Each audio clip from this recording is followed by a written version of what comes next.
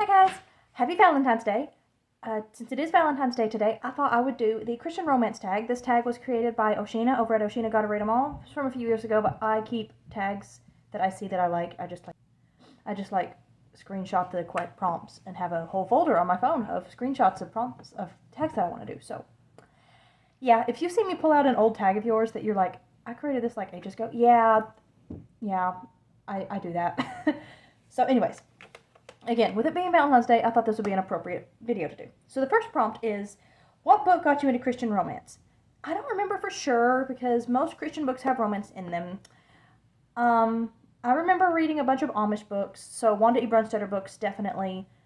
But then also the other one that I have a very vivid memory of reading for the first time. Let's see if I can find it.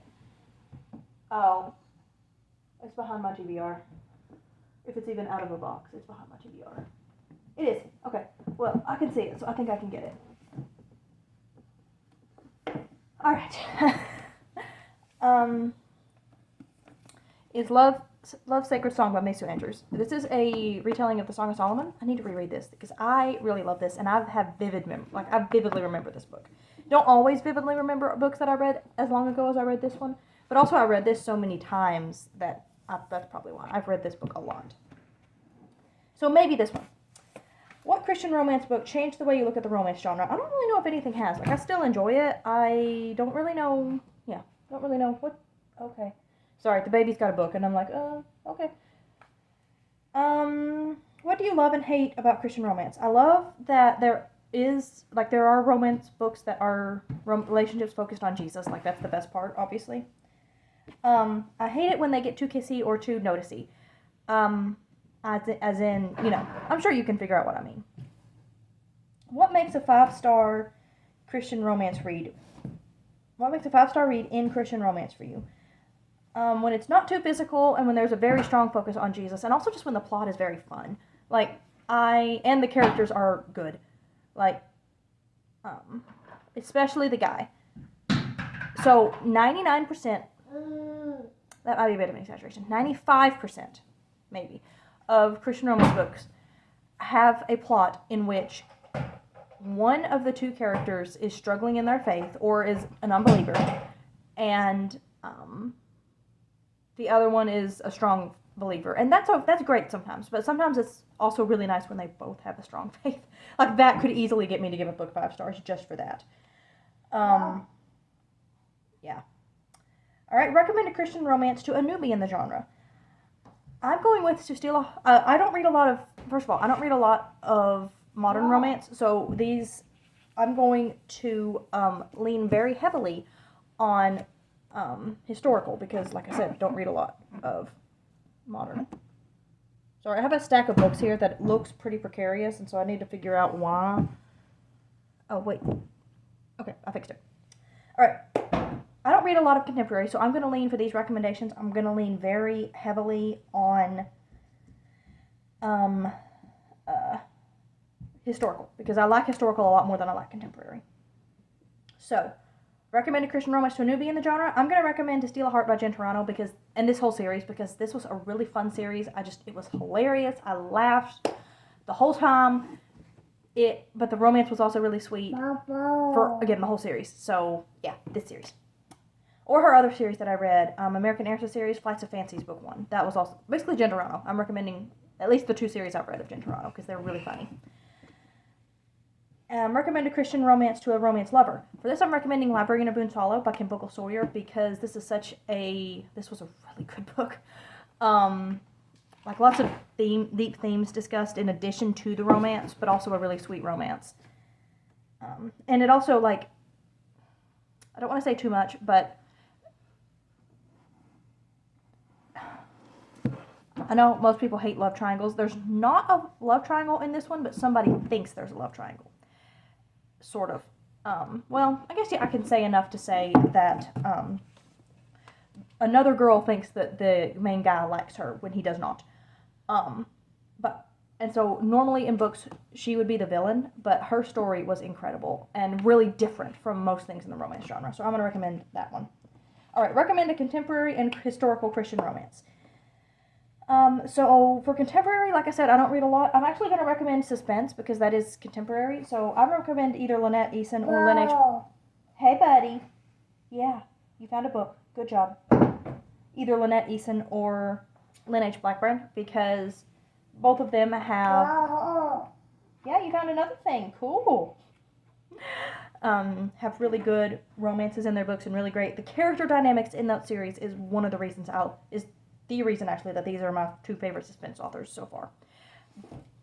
The friendships, the friend groups, and she's really good at doing friend groups, and like at least one couple in the series will be both in the friend group at the beginning, like friends to lovers basically.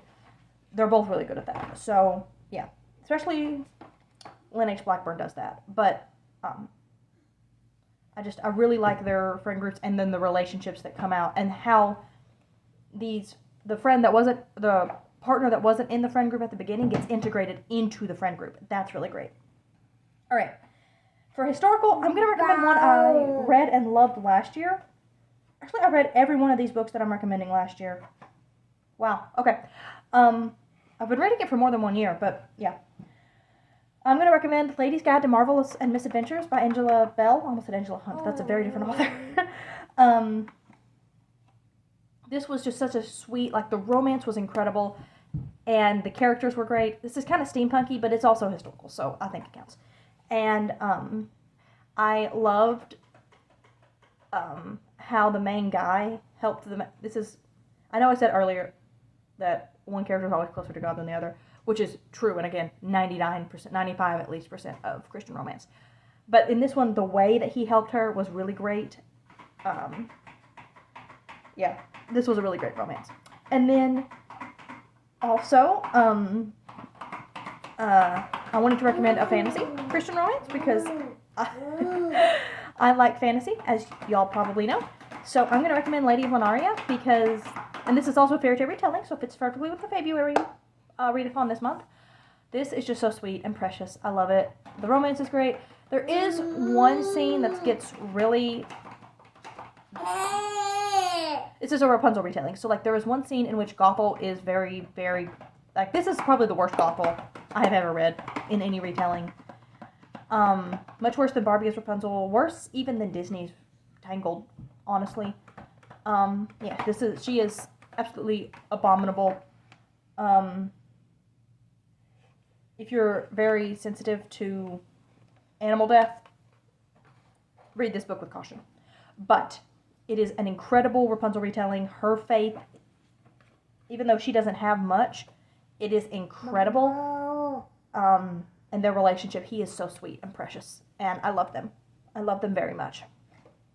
They have Rapunzel and Flynn Rider vibes, even though, like, again, it is a Rapunzel retelling.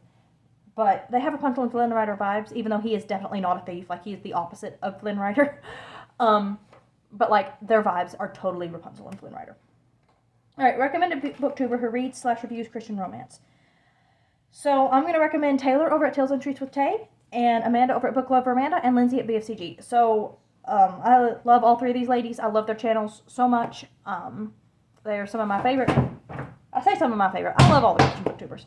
But I do love Taylor, Amanda, and Lindsay.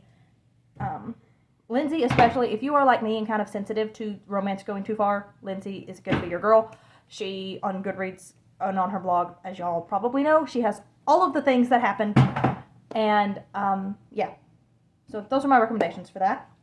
And then the Swooniest, I don't like the word Swooniest since I'm married, so I'm going to go with the best, just the best male love interest in Christian romance. I have 4 answers, but 2 of them probably don't count, but I can't help not say them. So the first 2 are from, like, they are books written by Christian authors. The books are not explicitly Christian, but they are, again, written by Christian authors. So, I have Baron from Baron and Luthien. See, I told you. Or from actually the Silmarillion. Yeah, thank you. He gave me a book that he has found and is playing with. And Mr. Knightley from Emma, because Mr. Knightley is my favorite Austen character overall. Like, I think he's better than Lizzie, who is my favorite female character. I think he is incredible. I actually wrote an entire paper on him in college that I will probably at some point turn into a video essay and read on my channel. So look forward to that if you like Mr. Knightley. But anyway, I just love these two. But to give more Christian answers, okay, one is Jace from the Ilion Chronicles, which is a fantasy, but it's also very Christian, like an extremely Christian fantasy. No. Sorry, the baby started pulling on a stack of books, and he's not allowed to do that. He could knock them over onto himself. You want this back? Yes, okay, you do.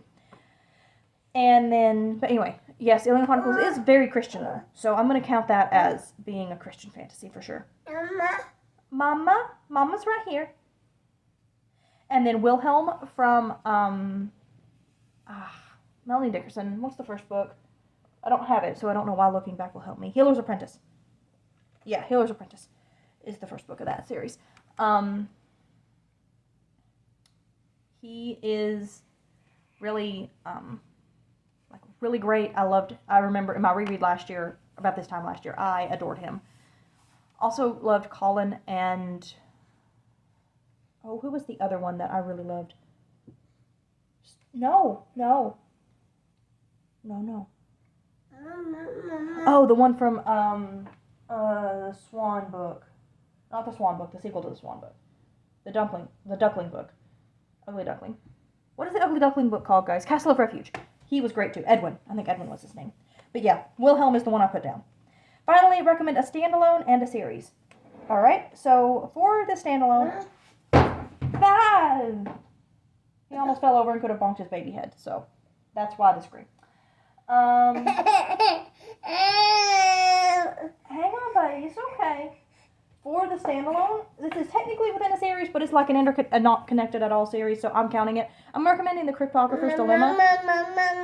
Mama Loves You by Johnny Alexander. This was really fun, sweet World War II story. Just really liked it. You're okay, buddy. Hang on, okay? You're okay. Oh well. I need to hold that up for the thumbnail. And then for a series, I'm recommending The Ravenwood Saga by Morgan L. Bussey. Specifically for romance. Again, this is fantasy, but you came to my channel, so what did you expect? But the romance in this series is probably one of the best in Christian fantasy. It's great. And hang on, baby. Hang on a sec, okay? I'm almost done. It does have a fade to black scene between a married couple, but nothing on page explicit or anything, obviously. But really sweet, really wonderful story. Really sweet romance. Yeah, okay. I don't think I'm going to tag anybody, but if you want to do this, feel free to do it and say I tagged you. Yeah, so happy Valentine's Day again. Let me know in the comments what one of your favorite Christian romance books is, and I will see you all next time. Bye. Also, wanted to remind you guys that I now have an Etsy store, so I have the link in the description, and I would really love it if you would go and check it out.